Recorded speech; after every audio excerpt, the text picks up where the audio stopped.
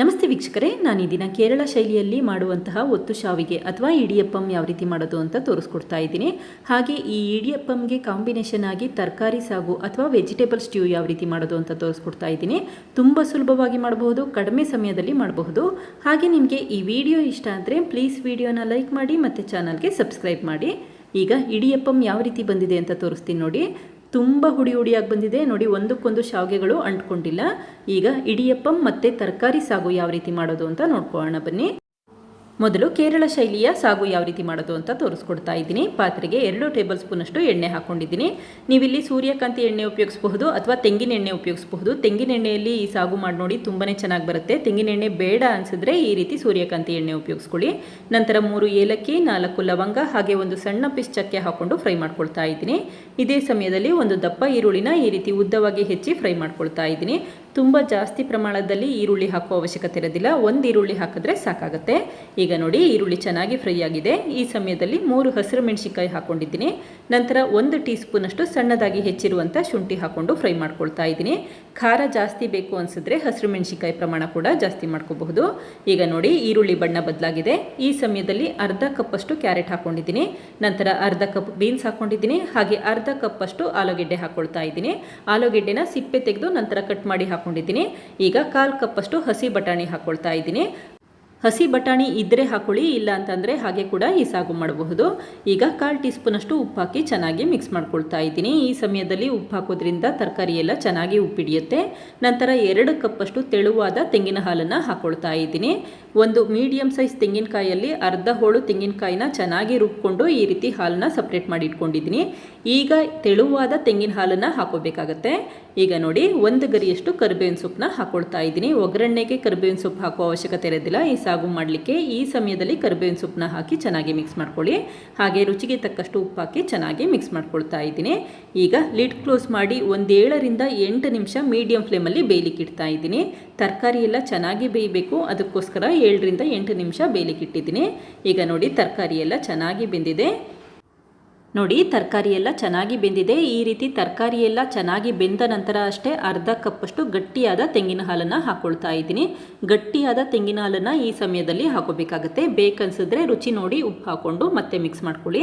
ಈಗ ಚೆನ್ನಾಗಿ ಮಿಕ್ಸ್ ಮಾಡ್ಕೊಳ್ತಾ ಇದ್ದೀನಿ. ಈ ರೀತಿ ಚೆನ್ನಾಗಿ ಮಿಕ್ಸ್ ಮಾಡಿದ ನಂತರ ಸ್ಟವ್ ಆಫ್ ಮಾಡ್ಕೋಬಹುದು, ಮತ್ತೆ ಕುದಿಸುವ ಅವಶ್ಯಕತೆ ಇರೋದಿಲ್ಲ. ಈಗ ನೋಡಿ, ಕೇರಳ ಶೈಲಿಯ ತರಕಾರಿ ಸಾಗು ರೆಡಿಯಾಗಿದೆ. ಈಗ ಕೇರಳ ಶೈಲಿಯ ಇಡಿಯಪ್ಪಂ ಯಾವ ರೀತಿ ಮಾಡೋದು ಅಂತ ನೋಡ್ಕೊಳ್ಳೋಣ ಬನ್ನಿ. ಮೊದಲು ಇಡ್ಲಿ ಪ್ಲೇಟಿಗೆ ಸ್ವಲ್ಪ ತುಪ್ಪ ಹಾಕಿ ಚೆನ್ನಾಗಿ ಸ್ಪ್ರೆಡ್ ಮಾಡ್ಕೊಳ್ತಾ ಇದ್ದೀನಿ. ಈ ರೀತಿ ಇಡ್ಲಿ ಪ್ಲೇಟ್ ಸುತ್ತ ಕೂಡ ಸ್ವಲ್ಪ ತುಪ್ಪ ಹಾಕಿ ಚೆನ್ನಾಗಿ ಸ್ಪ್ರೆಡ್ ಮಾಡ್ಕೊಳ್ತಾ ಬನ್ನಿ. ನೀವಿಲ್ಲಿ ತುಪ್ಪದ ಬದಲಾಗಿ ಎಣ್ಣೆ ಕೂಡ ಉಪಯೋಗಿಸಬಹುದು.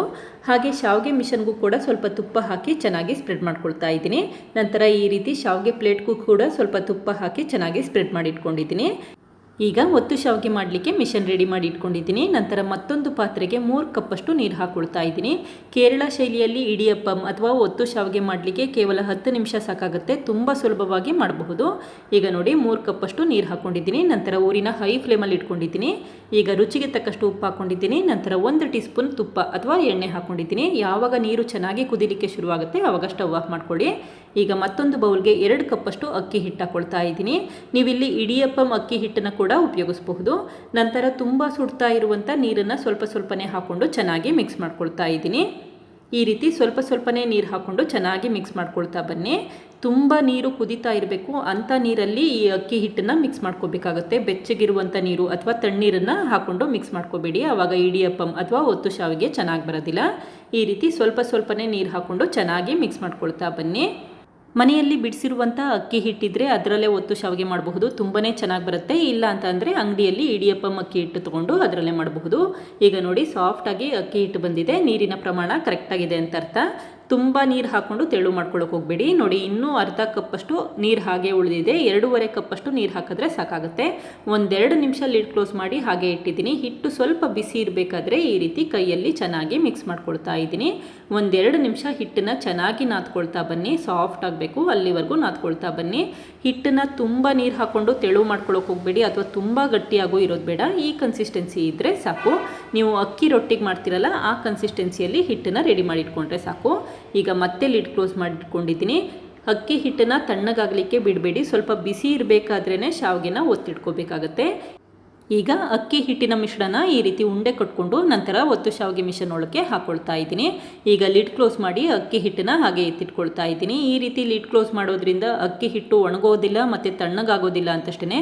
ತುಂಬ ಅಕ್ಕಿ ಹಿಟ್ಟು ತಣ್ಣಗಾಗ್ಬಿಟ್ರೆ ಶಾವಿಗೆ ಒತ್ತಲಿಕ್ಕೆ ಕಷ್ಟ ಆಗುತ್ತೆ ಮತ್ತು ಗಟ್ಟಿಯಾಗಿ ಬಂದುಬಿಡುತ್ತೆ ಅಂತಷ್ಟೇ. ಅದರಿಂದ ಲಿಡ್ ಕ್ಲೋಸ್ ಮಾಡಿ ಹಾಗೆ ಎತ್ತಿಟ್ಕೊಂಡಿರಿ. ಈಗ ನೋಡಿ ಶಾವಿಗೆನ ನಿಧಾನಕ್ಕೆ ಒತ್ತಿಟ್ಕೊಳ್ತಾ ಇದ್ದೀನಿ. ಎಷ್ಟು ಚೆನ್ನಾಗಿ ಬರ್ತಾ ಇದೆ ಅಂತ ಗೊತ್ತಾಗ್ತಾ ಇದೆ.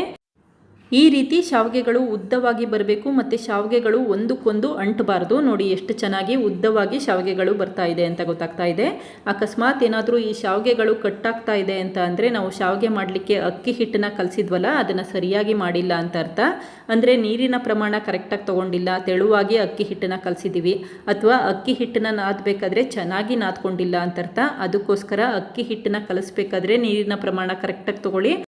ಹಾಗೆ ಅಕ್ಕಿ ಹಿಟ್ಟನ್ನು ನಾದಬೇಕಾದ್ರೂ ಅಷ್ಟೇ 2 ನಿಮಿಷ ಚೆನ್ನಾಗಿ ನಾದ್ಕೊಳ್ಳಿ. ಅಕ್ಕಿ ಹಿಟ್ಟು ಸಾಫ್ಟ್ ಆಗಬೇಕು, ಅಲ್ಲಿವರೆಗೂ ನಾದಿಟ್ಕೊಂಡ್ರೆ ಸಾಕಾಗುತ್ತೆ. ಇದೇ ರೀತಿ ಎಲ್ಲ ಇಡ್ಲಿ ಪ್ಲೇಟ್ಗೂ ಶಾವಿಗೆಗಳನ್ನ ಒತ್ತಿಟ್ಕೊಳ್ತಾ ಇದ್ದೀನಿ. ನಿಮಗೆ ಶಾವಿಗೆ ಅಗಲವಾಗಿ ಬೇಕು ಅನಿಸಿದ್ರೆ ಈ ರೀತಿ ಸ್ಟೀಲ್ ಪ್ಲೇಟಲ್ಲಿ ಕೂಡ ಶಾವಿಗೆ ಮಾಡಬಹುದು. ಸ್ಟೀಲ್ ಪ್ಲೇಟ್ಗೆ ಸ್ವಲ್ಪ ತುಪ್ಪ ಸ್ಪ್ರೆಡ್ ಮಾಡಿದ ನಂತರ ಈ ರೀತಿ ಶಾವಿಗೆನ ಒತ್ತಿಟ್ಕೊಂಡಿದ್ದೀನಿ. ನೋಡಿ ಈಗ ಶಾವಿಗೆನ ನೀಟಾಗಿ ಒತ್ತಿಟ್ಕೊಂಡಿದ್ದೀನಿ. ಈ ರೀತಿ ಸ್ಟೀಲ್ ಪ್ಲೇಟಲ್ಲಿ ಶಾವಿಗೆ ಮಾಡೋದ್ರಿಂದ ತುಂಬ ಅಗಲವಾಗಿ ಬರುತ್ತೆ. ನಂತರ ಇಡ್ಲಿ ಪ್ಲೇಟನ್ನು ಜೋಡಿಸಿಟ್ಕೊಂಡಿದ್ದೀನಿ. ಈಗ ಕುಕ್ಕರ್ನಲ್ಲಿ ಇಡಿಯಪ್ಪಂನ ಯಾವ ರೀತಿ ಬೇಯಿಸೋದು ಅಂತ ತೋರಿಸ್ಕೊಡ್ತಾ ಇದ್ದೀನಿ. ಕುಕ್ಕರ್ ಮಧ್ಯಭಾಗಕ್ಕೆ ಈ ರೀತಿ ಕುಕ್ಕರ್ ಪ್ಲೇಟ್ ಇಟ್ಟಿದ್ದೀನಿ. ನಂತರ 1/4 ಲೀಟರಷ್ಟು ನೀರು ಹಾಕ್ಕೊಂಡಿದ್ದೀನಿ. ನೀರು ಯಾವಾಗ ಈ ರೀತಿ ಚೆನ್ನಾಗಿ ಕುದಿಲಿಕ್ಕೆ ಶುರುವಾಗುತ್ತೆ ಆವಾಗಷ್ಟೇ ಇಡ್ಲಿ ಪ್ಲೇಟನ್ನು ಇಟ್ಕೊಂಡಿದ್ದೀನಿ. ಈಗ ಲಿಡ್ ಕ್ಲೋಸ್ ಮಾಡಿ 8 ನಿಮಿಷ ಮೀಡಿಯಂ ಫ್ಲೇಮಲ್ಲಿ ಬೇಯಲಿಕ್ಕೆ ಇಟ್ಟಿದ್ದೀನಿ. ನೀರು ಚೆನ್ನಾಗಿ ಕುದಿಬೇಕು, ನಂತರ ಅಷ್ಟೇ ಇಡ್ಲಿ ಪ್ಲೇಟನ್ನು ಇಟ್ಕೊಂಡು 8 ನಿಮಿಷ ಮೀಡಿಯಂ ಫ್ಲೇಮಲ್ಲಿ ಬೇಯಲಿಕ್ಕೆ ಇಟ್ಟಿದ್ದೀನಿ. ಇದೇ ರೀತಿ ಮತ್ತೊಂದು ಪಾತ್ರೆಗೆ 1/4 ಲೀಟರಷ್ಟು ನೀರು ಹಾಕ್ಕೊಂಡಿದ್ದೀನಿ. ನಂತರ ಈ ರೀತಿ ಸಣ್ಣ ಸಣ್ಣ ಹೋಲ್ಸ್ ಇರುವಂಥ ಪಾತ್ರೆ ಇಟ್ಕೊಂಡಿದ್ದೀನಿ. ಈಗ ಶಾವಿಗೆ ಒತ್ತಿರುವಂಥ ಪ್ಲೇಟನ್ನು ಮಧ್ಯಭಾಗಕ್ಕೆ ಇಟ್ಕೊಂಡು ಲಿಡ್ ಕ್ಲೋಸ್ ಮಾಡಿ 8 ನಿಮಿಷ ಮೀಡಿಯಂ ಫ್ಲೇಮಲ್ಲಿ ಬೇಯಲಿಕ್ಕೆ ಇಟ್ಟಿದ್ದೀನಿ. ಈಗ 8 ನಿಮಿಷ ಆಗಿದೆ. ಈಗ ಇಡಿಯಪ್ಪಂ ಬೆಂದಿದೆಯೋ ಇಲ್ವೋ ಅಂತ ನೋಡಲಿಕ್ಕೆ ಈ ರೀತಿ ಬೆರಳಲ್ಲಿ ಮುಟ್ಟು ನೋಡಿದ್ರೆ ಅಂಟಬಾರ್ದು, ಆವಾಗ ಚೆನ್ನಾಗಿ ಬೆಂದಿದೆ ಅಂತ ಅರ್ಥ. ತಕ್ಷಣವೇ ಇಡ್ಲಿ ಪ್ಲೇಟನ್ನು ಹೊರಗಡೆ ಎತ್ತಿಟ್ಕೊಂಡಿದ್ದೀನಿ. ಈಗ ಸ್ಟೀಲ್ ಪ್ಲೇಟಲ್ಲಿರುವಂಥ ಇಡಿಯಪ್ಪಂ ಕೂಡ ಚೆನ್ನಾಗಿ ಬೆಂದಿದೆ, ತಕ್ಷಣವೇ ತೆಗೆದಿಟ್ಕೊಂಡಿದ್ದೀನಿ. ನೀವಿಲ್ಲಿ ಇಡ್ಲಿ ಪಾತ್ರೆ ಇದ್ದರೆ ಇಡ್ಲಿ ಪಾತ್ರೆಯಲ್ಲೇ ಕೂಡ ಈ ರೀತಿ ಇಡಿಯಪ್ಪಂ ಮಾಡಬಹುದು. ಇಡ್ಲಿ ಪಾತ್ರೆ ಇಲ್ಲ ಅಂತ ಅಂದರೆ ಕುಕ್ಕರ್ ಉಪಯೋಗಿಸಿ ಕುಕ್ಕರಲ್ಲಿ ಇಡಿಯಪ್ಪಂ ಮಾಡಬಹುದು. ಈಗ ಬಿಸಿ ಇರಬೇಕಾದ್ರೇ ಇಡಿಯಪ್ಪಂನ ತೆಗೆದಿಟ್ಕೊಳ್ತಾ ಇದ್ದೀನಿ. ನೋಡಿ ಎಷ್ಟು ಚೆನ್ನಾಗಿ ಒತ್ತು ಶಾವಿಗೆನ ತೆಗೆದಿಟ್ಕೊಳ್ತಾ ಇದ್ದೀನಿ ಅಂತ ಗೊತ್ತಾಗ್ತಾ ಇದೆ. ಒಂದಕ್ಕೊಂದು ಅಂಟ್ಕೊಂಡಿಲ್ಲ, ಹಾಗೆ ಇಡ್ಲಿ ಪ್ಲೇಟ್ಗೂ ಕೂಡ ಅಂಟ್ಕೊಂಡಿಲ್ಲ. ಇಡ್ಲಿ ಪ್ಲೇಟಿಂದ ತುಂಬ ಸುಲಭವಾಗಿ ಈ ಇಡಿಯಪ್ಪಂನ ತೆಗೆದಿಟ್ಕೊಳ್ತಾ ಇದ್ದೀನಿ. ತುಂಬ ಉದ್ದುದ್ರಾಗಿ ಬಂದಿದೆ ಮತ್ತು ತುಂಬ ಅಂಟ್ಕೊಂಡು ಇಲ್ಲ, ಕೈಗೂ ಕೂಡ ಅಂಟ್ಕೊಳ್ತಾ ಇಲ್ಲ. ಇದೇ ರೀತಿ ಎಲ್ಲ ಪ್ಲೇಟಲ್ಲಿರುವಂಥ ಇಡಿಯಪ್ಪಂನು ಕೂಡ ತೆಗೆದಿಟ್ಕೊಳ್ತಾ ಇದ್ದೀನಿ.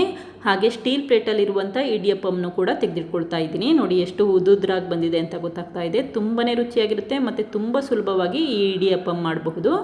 ಈಗ ಈ ಇಡಿಯಪ್ಪಂನ ಒಂದು ಪ್ಲೇಟಿಗೆ ಸರ್ವ್ ಮಾಡ್ಕೊಳ್ತಾ ಇದ್ದೀನಿ. ಜೊತೆಗೆ ಕೇರಳ ಶೈಲಿಯಲ್ಲಿ ಮಾಡಿರುವಂಥ ವೆಜಿಟೇಬಲ್ ಸ್ಟ್ಯೂ ಅಥವಾ ತರಕಾರಿ ಸಾಗನ್ನು ಕೂಡ ಸರ್ವ್ ಮಾಡ್ಕೊಳ್ತಾ ಇದ್ದೀನಿ. ಈ ರೀತಿ ಒಂದು ಸರಿ ತರಕಾರಿ ಸಾಗು ಮಾಡಿ ನೋಡಿ, ತುಂಬಾ ರುಚಿಯಾಗಿರುತ್ತೆ. ಚಪಾತಿ ಹಾಗೆ ರೊಟ್ಟಿ ಜೊತೆ ತಿನ್ನಲಿಕ್ಕೂ ಕೂಡ ತುಂಬಾ ರುಚಿ ಅನಿಸುತ್ತೆ. ಈಗ ತರಕಾರಿ ಸಾಗನ್ನು ಸರ್ವ್ ಮಾಡ್ಕೊಂಡಿದ್ದೀನಿ.